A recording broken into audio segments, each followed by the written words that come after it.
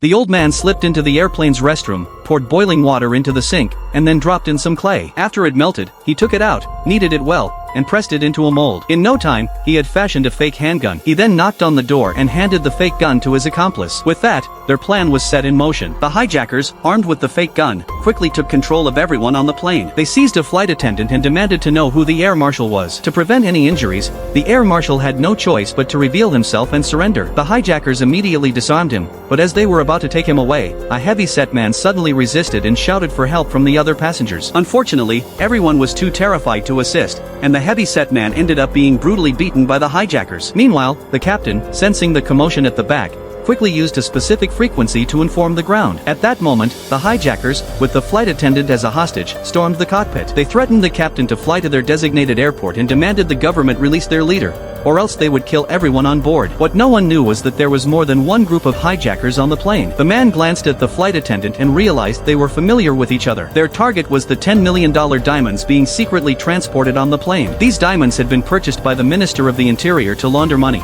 with the two passwords to open the case held by the seller and the minister. The plan seemed foolproof, but the seller hadn't anticipated a traitor in their midst. The man had approached the minister's secretary, promising a 50-50 split if they could steal the diamonds. He then teamed up with his girlfriend, who was working as a flight attendant. Although they didn't know the identity of the courier, they knew that for safety reasons, the courier would neither eat nor drink during the trip. Through the flight attendant's questioning, they quickly identified the target. During meal service, the flight attendant deliberately spilled a tray on the courier. To avoid drawing attention, the courier had to go to the restroom to clean up. Seeing this, the man immediately stood up, but just as he was about to succeed, another group of hijackers disrupted his plan. However, the man was not willing to give up. He feigned an asthma attack and requested to go to his seat to get his medication. The hijackers, who only wanted to rescue their leader and avoid further trouble, agreed to his request. The man then found the courier's luggage and retrieved the briefcase containing the diamonds. But before he could even celebrate, the hijackers suddenly appeared behind him. Could he deceive the hijackers and steal the diamonds?